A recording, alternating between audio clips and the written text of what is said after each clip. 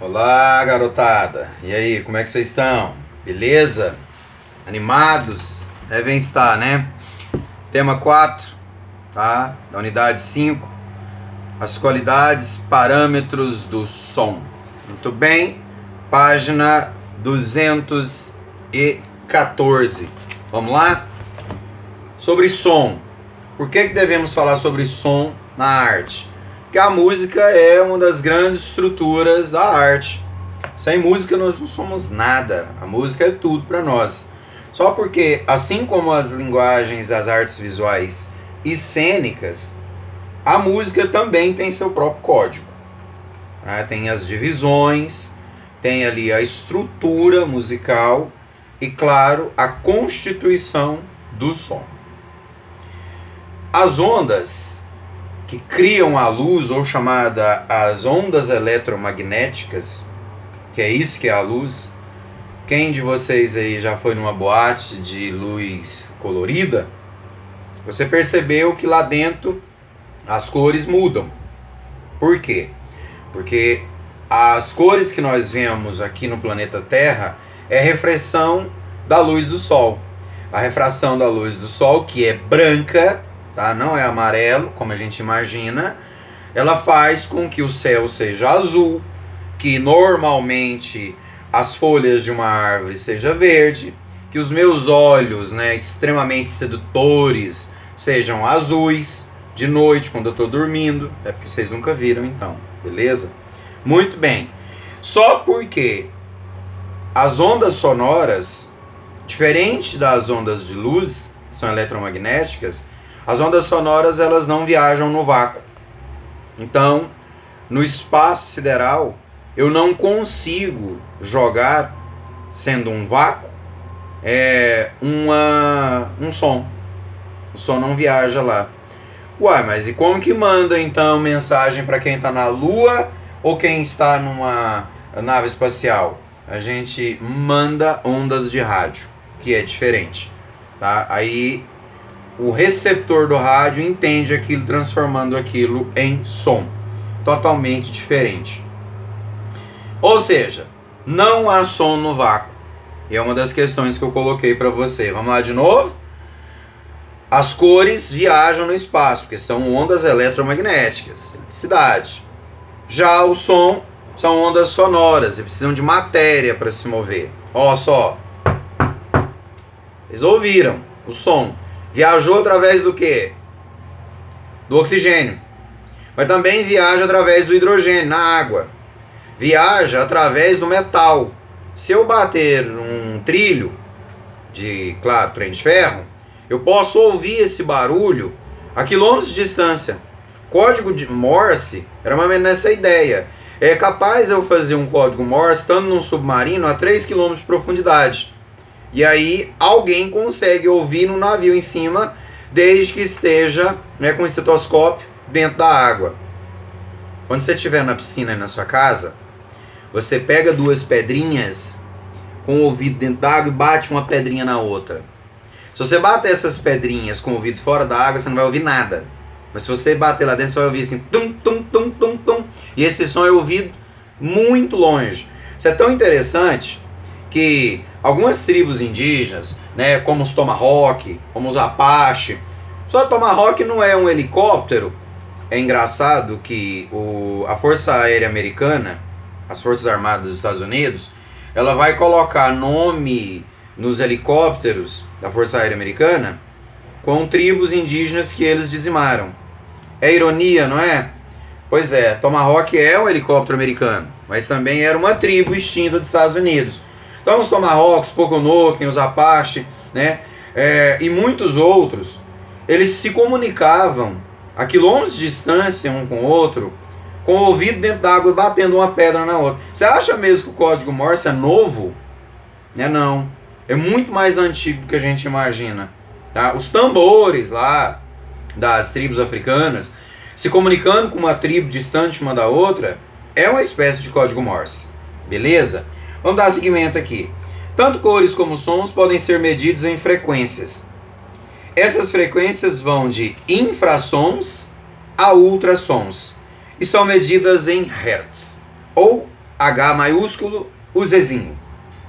As ondas sonoras sempre vão precisar de uma fonte e vão durar no espaço-tempo. Assim, tempo, espaço são um suporte para a música. Por isso que no vácuo ela não funciona. As ondas sonoras percorrem tempo e espaço de duas formas. Tem as questões aí para vocês. Frequências regulares, som constante e ordenado, como as notas de um instrumento. Beleza? Frequências regulares. E frequências regulares, sem ordem, indeterminada, como ruídos. Tem determinação nenhuma isso aqui. Isso aqui é uma coisa pavorosa que eu fiz. Estou até com medo disso aqui. Ainda bem que os meus filhos estão para lá, né? Porque não ficou nada horroroso, terrífico. Foi meio assim, abilolado mesmo. O som é produzido pela vibração de algum objeto. Um exemplo é a vibração da corda de um violão.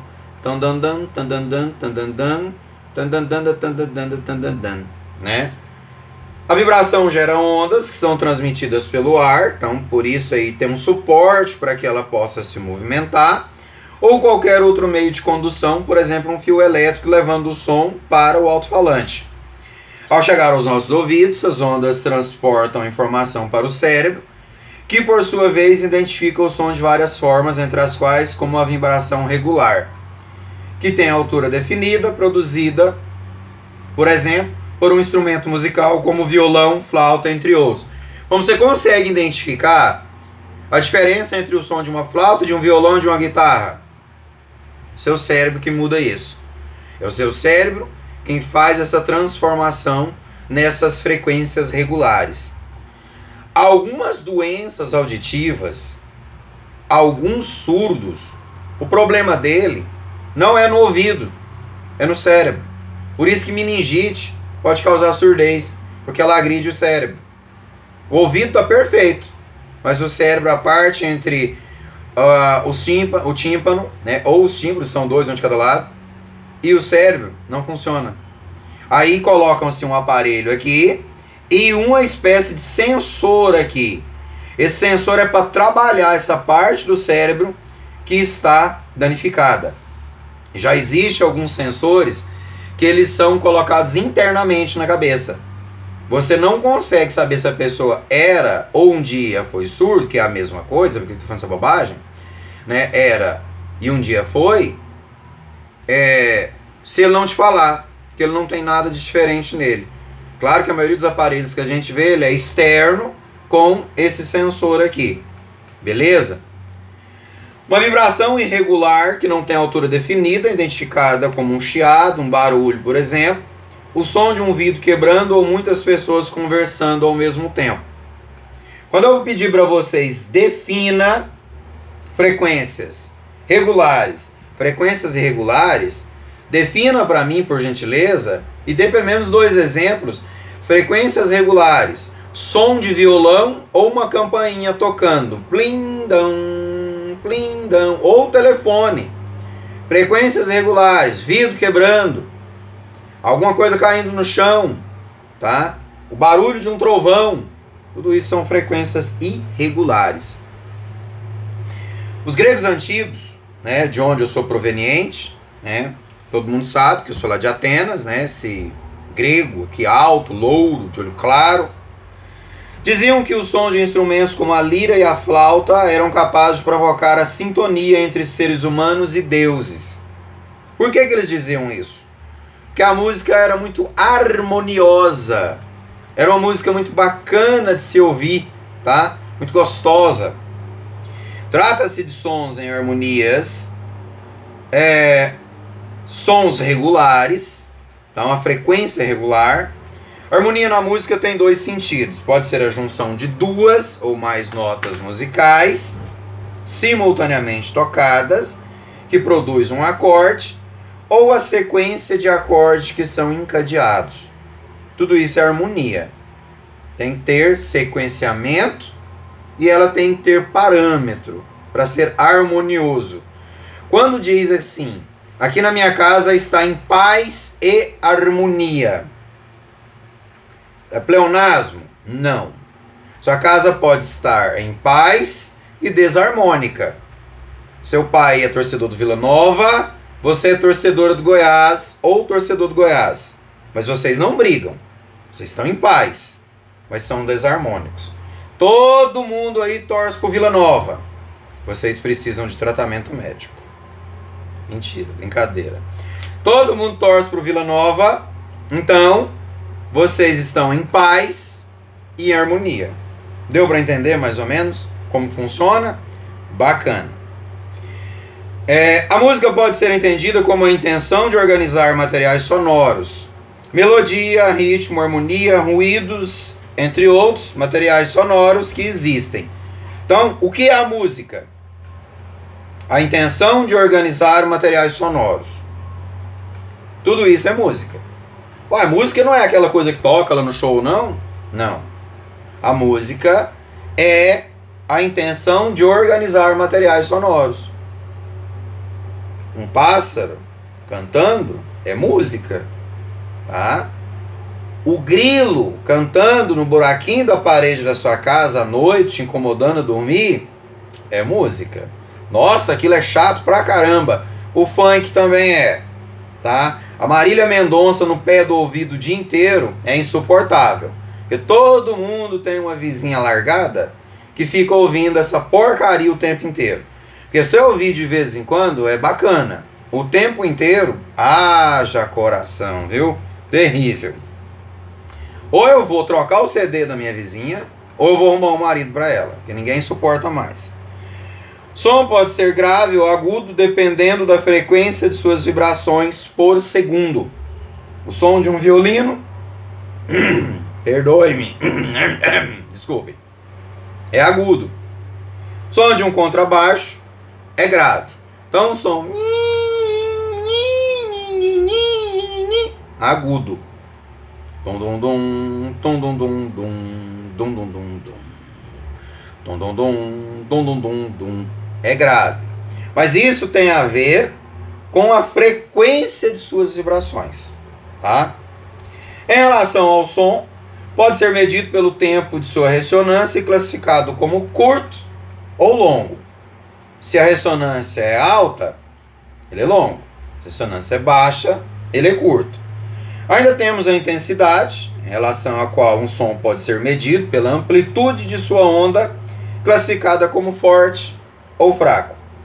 A intensidade de um som pode quase sempre variar de acordo com o nível de energia do ataque, ou a força que o músico ou o cantor aplica. É como o botão de volume do aparelho de som, como pode ser controlado de acordo com a nossa vontade. Entenderam? Eu tive então uma intensidade fraca, uma intensidade forte. Além disso, temos o timbre. Por sua vez, pode ser comparado à cor, porque é a característica que diferencia ou personaliza cada som. Quando diz assim, certo cantor tem um timbre muito forte, é porque ele canta numa intensidade muito agressiva. Exemplo, Adele. O timbre da Adele, praticamente perfeito. Whitney Houston, também. Timbres diferentes com voz mais grave. Renato Russo tinha um timbre super bacana, apesar que ele variava entre um timbre agudo, faroeste caboclo, e um timbre mais grave na música Vento no Litoral. Se tiver dúvida, ouça essas músicas. A música se encontra no núcleo de todas as culturas, e em cada uma explora formas e conteúdos de modos bem particulares. Não tem música feia, não tem música bonita. Tem o gosto musical de cada um, nós vemos trabalhando isso desde o ano passado. A arte, tanto pode ser feia, bonita, horrorosa, tranquila, harmoniosa ou pacífica, desde que seja entendida de formas diferentes. É o ponto de vista de cada um. Lembra que como se chama essa palavra? Estesia. Bacana? Até a próxima.